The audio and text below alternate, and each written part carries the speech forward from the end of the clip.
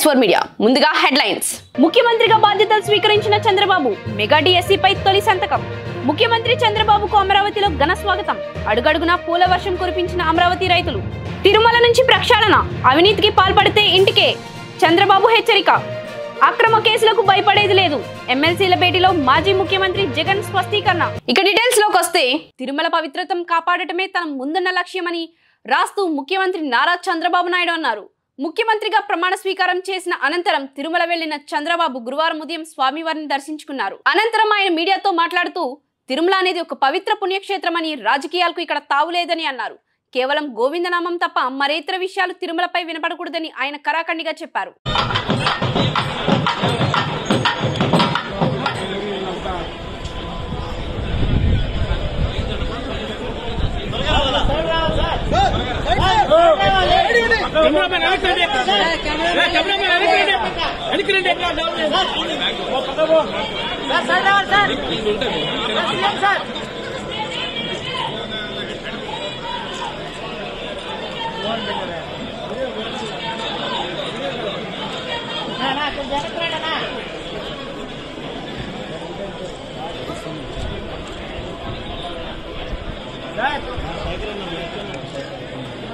మీరు photo sir కొంచెం రండి సార్, కొంచెం side sir sir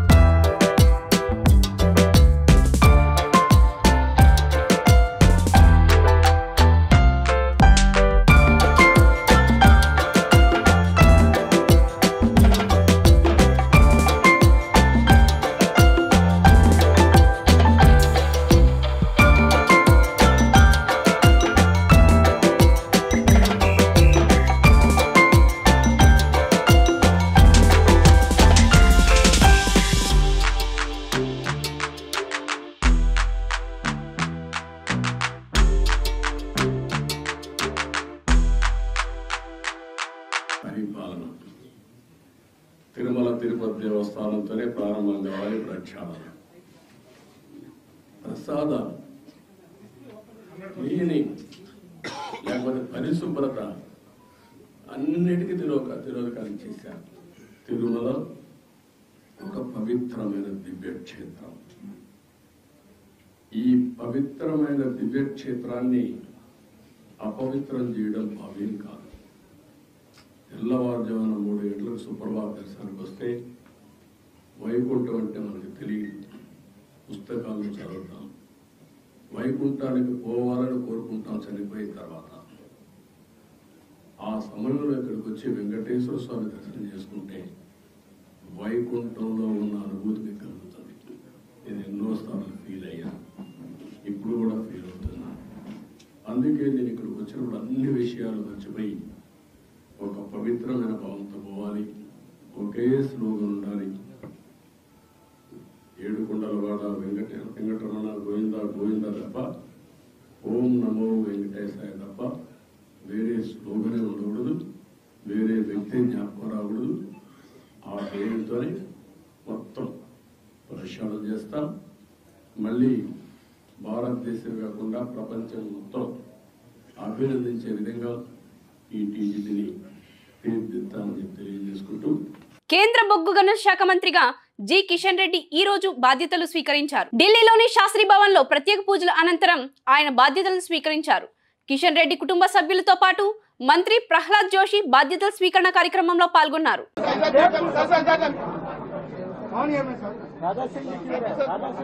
All the best.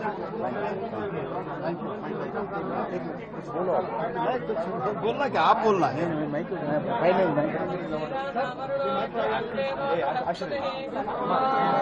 Krishna परमं पदकं सदा पश्यन्ति सूरयः दिवेव चक्षुरादनं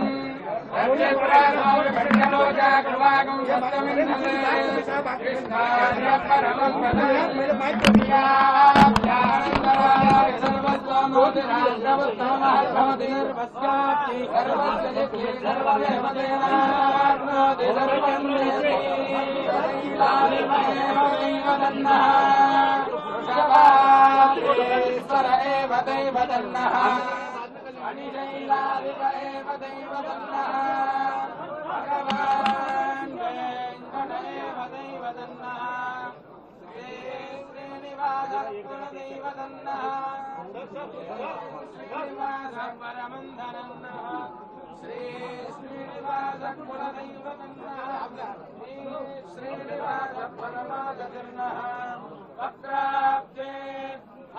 लक्ष्मी करधर कमले सर्वदा दानलक्ष्मी दोर्दण्डे वीरलक्ष्मी हृदयदरहिते भूतकारुण्यलक्ष्मी खड्गाग्रे शौर्यलक्ष्मी किलगुणगणाडम्बरे कीर्तिलक्ष्मी सर्वाङ्गे सौम्यलक्ष्मी वयसुविजयतां सर्वदां राज्यलक्ष्मी अधीर्वर्चस्वमायुष्यमारोग्यमामीधास्योभामानं महीयते धान्यं धनं पशुं बहुपुत्रलाभं शतसहस्रं वत्सरं दीर्घमायुः रोदनो रोदमानशोभनशोभमानं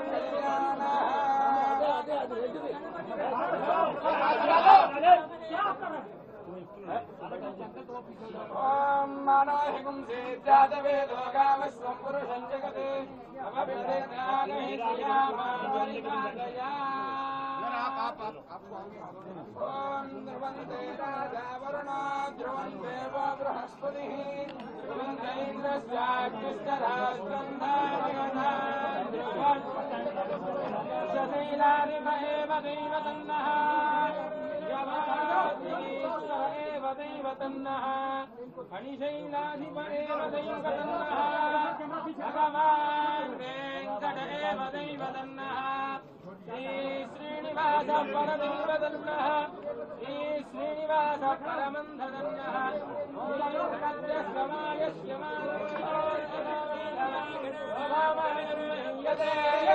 धान्यं धनं वसं बहुप्रलाभं शतमानं भवति शतायुः पुरुषस्य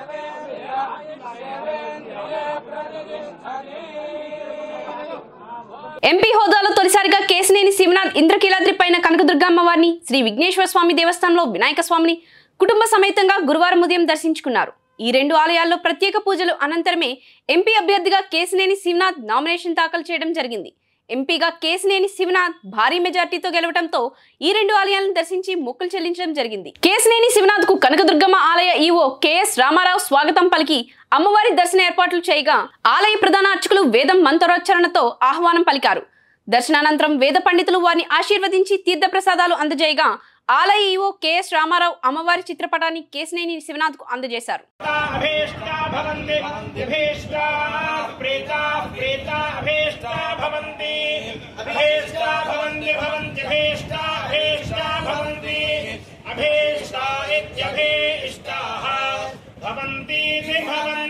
శతమానం భవతి శతాయు పురుషేంద్రియ ఆయుష్యేంద్రియే ప్రతిష్టతి. महाकाली महालक्ष्मी महासरस्वती स्वरूप कनकदुर्गा महापरदेवता अनुग्रह प्रसाद फल सिद्धिरस्तु समस्त सन्मंगलानि भवन्तु. जनक बेटा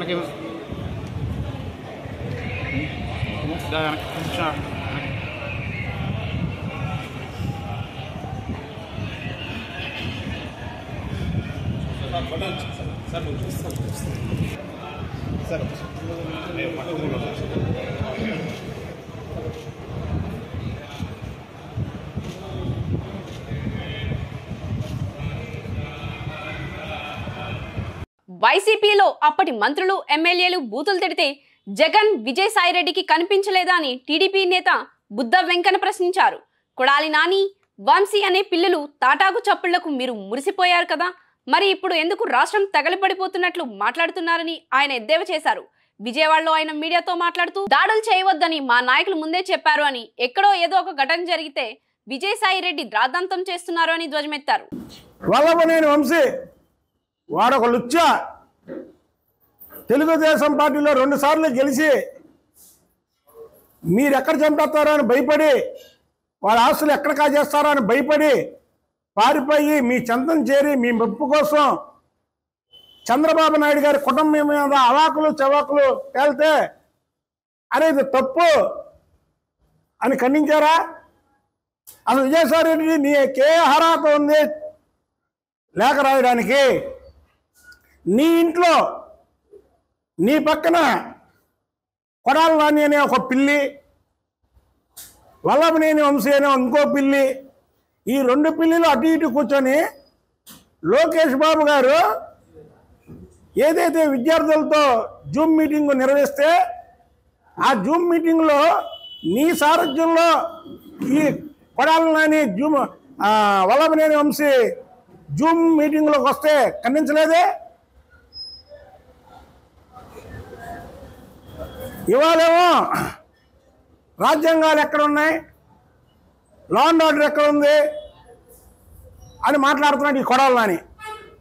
అరే ఒక్కరోజుకైనా, ఒక్కరోజుకి ఎలాగైతే ఎలాగయా? మేము పోరాటం చేయలే ప్రతిపక్షంలో మా మీద దాడి జరగలేదే? పిన్నెల రామకృష్ణారెడ్డి మాటల్లో దాడి చేయించాడే, మేము భయపడలేదే? అయినా అసలు నీ మీద దాడి ఎక్కడైనా జరిగిందా? మేము దాడులు చేయమని ఎవరికీ చెప్పట్లేదు. దాడుల్ని మా పార్టీ నాయకులే దాడులు చేయొద్దని చెప్పారు.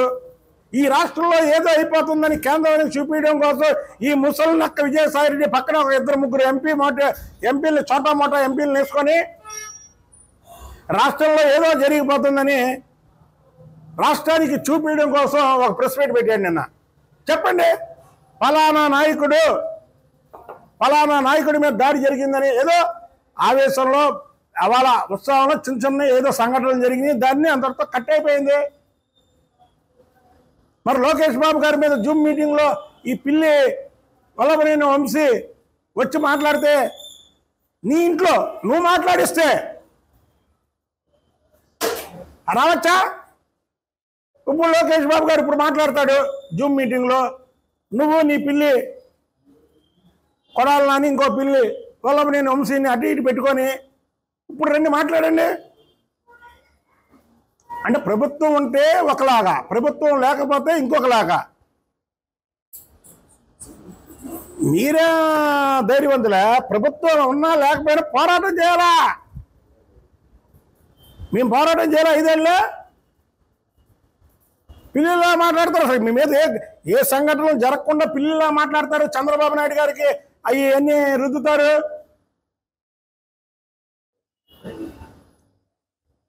విజయవాడ ఇంద్రకీలాద్రిపై వేంచేసి ఉన్న శ్రీ కనకదుర్గ అమ్మవారిని రాష్ట్ర ముఖ్యమంత్రి నారా చంద్రబాబు నాయుడు దర్శించుకున్నారు.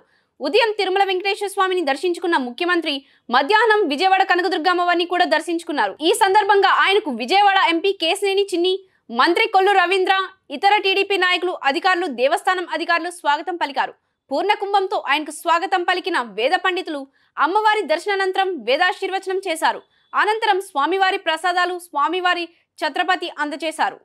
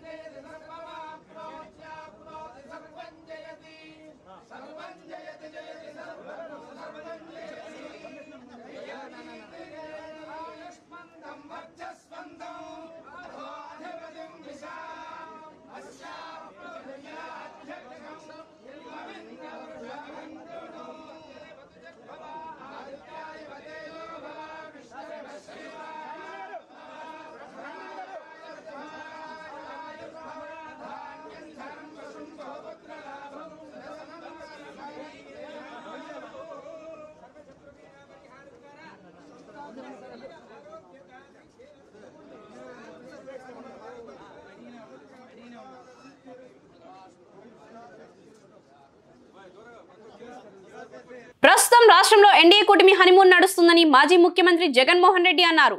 హామీల అమలుకు కొంత సమయం ఇద్దామని ఆయన పేర్కొన్నారు.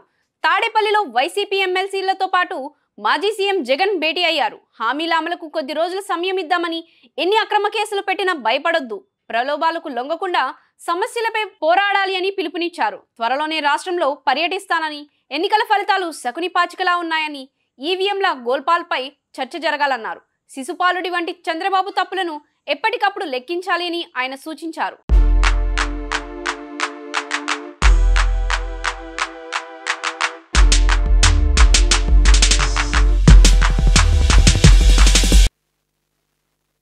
జరిగిన పరిస్థితి అందరికీ కూడా తెలిసిందే. గత చరిత్రలో ఎప్పుడూ జరగని విధంగా ఏకంగా 99% వాగ్దానాలు అమలు చేశాం. ఎప్పుడు జరగలేదు ఆంధ్ర రాష్ట్ర చరిత్రలో కానీ, దేశ చరిత్రలో కానీ.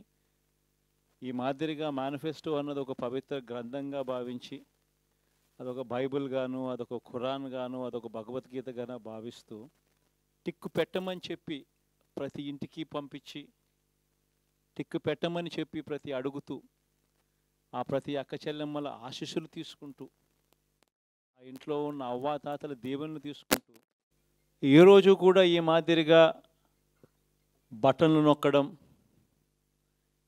ఏకంగా 2,70,000 కోట్ల రూపాయలు ఎటువంటి వివక్ష లేకుండా, ఎటువంటి లంచాలు లేకుండా, ఏ నెలలో ఏమిస్తామో అని ముందే చెప్పి క్యాలెండర్ ప్రకటించి, ఆ నెలలో అది తప్పకుండా ప్రతి సంవత్సరం తూచా తప్పకుండా ప్రతి సంవత్సరం అది జరిగేట్టుగా చేస్తూ ఏకంగా 2,70,000 కోట్ల రూపాయల వివిధ పథకాల ద్వారా మాట తప్పకుండా జరగడం కూడా గతంలో ఎప్పుడూ కూడా చూడలేదు, జరగలేదు. ఇవన్నీ కూడా నేను ఏదైతే చెప్తా ఉన్నానో ఇవన్నీ ఎప్పుడూ చూడని మార్పులు, గతంలో ఎప్పుడు జరగని సంస్కరణలు. విద్యారంగంలో అయితేనేమి, వైద్య రంగంలో అయితేనేమి, వ్యవసాయ రంగంలో అయితేనేమి, సామాజిక న్యాయం అంశంలో అయితేనేమి, మహిళా సాధికారత అంశంలో అయితేనేమి, గవర్నెన్స్ విషయంలో అయితేనేమి, ఎప్పుడు జరగని చూడని సంస్కరణలను కూడా తీసుకొచ్చాం. ఇవన్నీ నేను ఏదైతే చెప్తా ఉన్నానో ఇవన్నీ మనం చేసి చూపించి ప్రజల మన్ననలు పొందిన తర్వాతే ఎన్నికలకు వెళ్ళాం. ఎన్నికల్లో ఏమైందో తెలీదు. 5 సంవత్సరాలు కళ్ళు మూసుకుంటే చాలా అయిపోయింది. 5 సంవత్సరాలు. మళ్ళీ 2024 నుంచి 2029 కూడా అదే మాదిరిగానే కళ్ళు మూసుకుంటే 2029 కూడా కళ్ళు మూసుకుంటూ వచ్చేస్తుంది. ఇది మనం గుర్తుపెట్టుకోవాల్సిన అంశం ఏమిటి అని, రాష్ట్ర భవిష్యత్తు కోసం కూటమి శ్రేణులంతా కలిసికట్టుగా పనిచేయాలని మంత్రి డాక్టర్ నిమ్మల రామానాయుడు పిలుపునిచ్చారు. తాడేపల్లిగూడెం పట్టణానికి తొలిసారిగా మంత్రి హోదాలో విచ్చేశారు. ఈ సందర్భంగా ఆయన మాట్లాడుతూ కూటమి అభ్యర్థి బొలిశెట్టి శ్రీనివాస్ కు తాడేపల్లిగూడెం చరిత్రలో కనివినియరుగని మెజార్టీనిచ్చిన ప్రజలకు కృతజ్ఞతలు తెలిపారు. తాడేపల్లిగూడెంలో నాయకులంతా సమన్వయంతో పనిచేయడం విశేషమని అన్నారు. కూటమి విజయంలో చంద్రబాబు యుక్తి పవర్ అంతే ఉంది అని, వరి ఆక్వా రైతుల సమస్యల పరిష్కారానికి కృషి చేస్తానని ఈ సందర్భంగా మంత్రి హామీ ఇచ్చారు.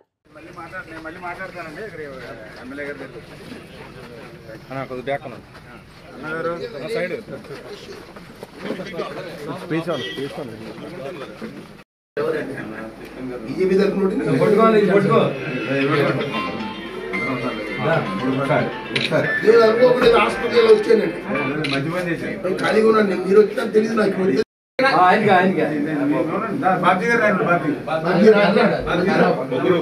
ఇద్దరు కలిసి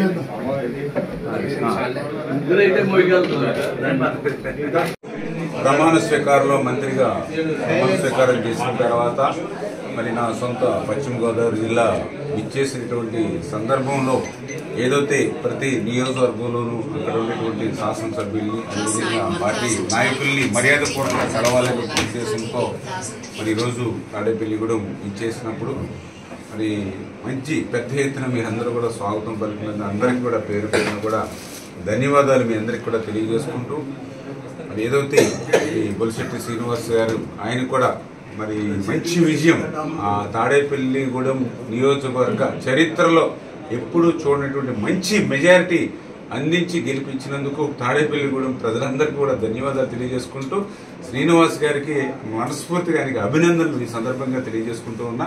అదేవిధంగా ఆయనకి సహకరించినటువంటి మా తెలుగుదేశం పార్టీ ఇన్ఛార్జ్ బాబ్జీ గారు, ఆయన కూడా మంచి హృదయంతో మరి ఆయన మంచి మెజార్టీ రావడానికి ఆయన కృషి, అదేవిధంగా మా బీజేపీ అందరూ కూడా బాగా పనిచేశారు. ఖచ్చితంగా రేపు రాబోయేటువంటి రోజుల్లో కూడా ఈ కలయిక, ఎందుకంటే చంద్రబాబు నాయుడు గారు పవన్ కళ్యాణ్ గారు ఒకటే చెప్పారు, ఈ రోజు ఈ ఆంధ్రప్రదేశ్ రాష్ట్రం కోసం, ఈ ఆంధ్రప్రదేశ్ రాష్ట్ర భవిష్యత్తు కోసం ఏదైతే తెలుగుదేశం జనసేన బీజేపీ కలయిక ఏదైతే ఉందో అది భవిష్యత్తులో ఈ రాష్ట్రానికి ఒక మేలు కలయికగా ఉండాలని ఏదైతే వాళ్ళిద్దరూ కూడా చెప్పడం జరిగిందో అది క్షేత్రస్థాయిలో కూడా ప్రతి నియోజకవర్గంలో కూడా ఆమాదిరిగానే మేమందరం కూడా ఎటువంటి అరమేరకు లేకుండా బ్యాషిజాలకు పోకుండా కలిసి మేము పనిచేసుకుంటాం.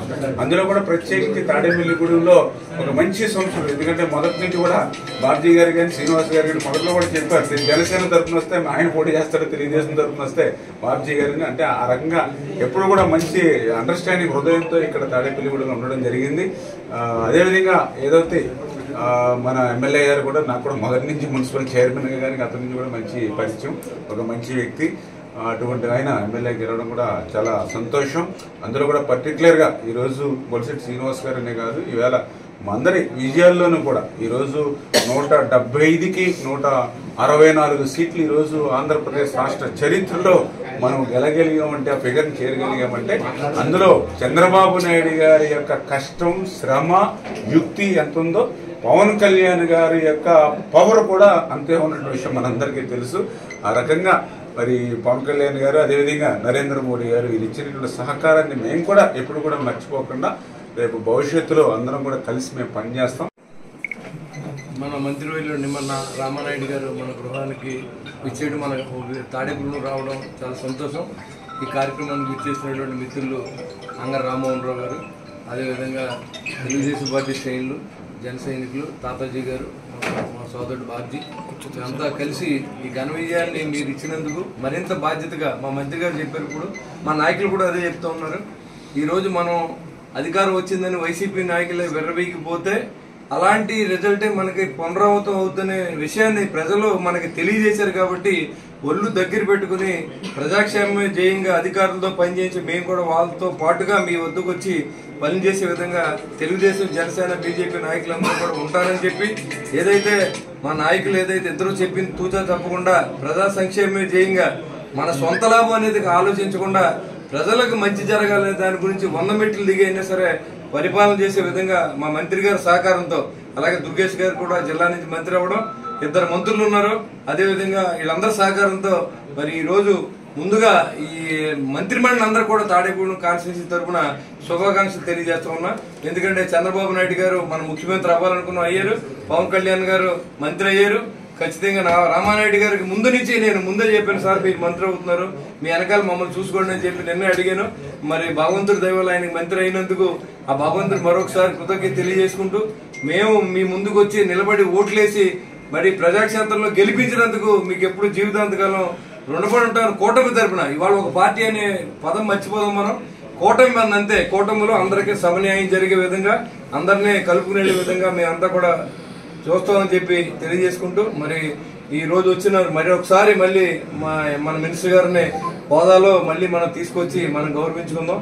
ఈ రోజు మీరు వచ్చినందుకు ఎప్పుడు కూడా కృతజ్ఞతగా మేము రావాలి. ముఖ్యమంత్రిగా నారా చంద్రబాబు నాయుడు మరికొద్ది సేపట్లో బాధ్యతలు చేపట్టనున్నారు.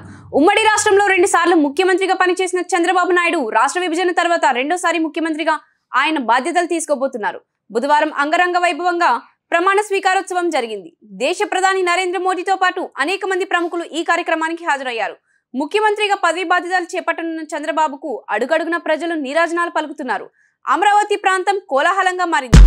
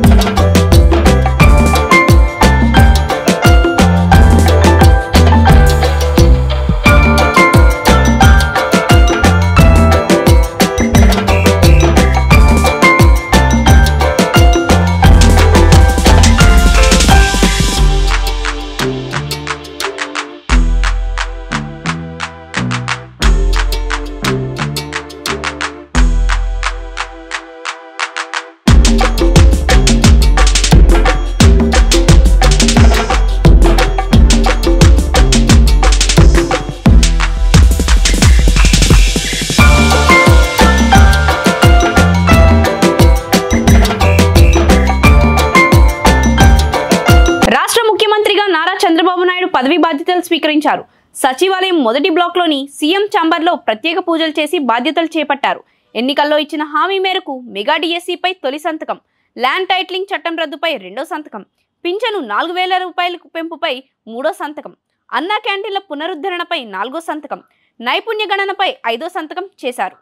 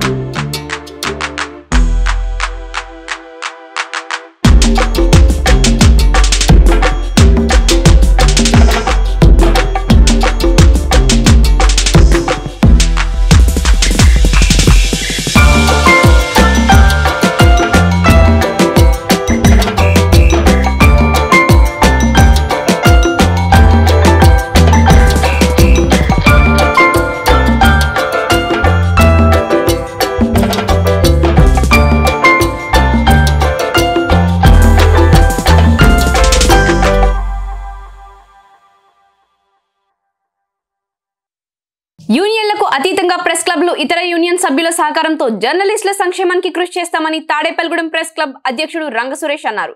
గురువారం తాడేపల్లిగూడెం విచ్చేసిన మంత్రి రామానాయుడు ఎమ్మెల్యే శ్రీనివాసులను మర్యాదపూర్వకంగా కలిశారు.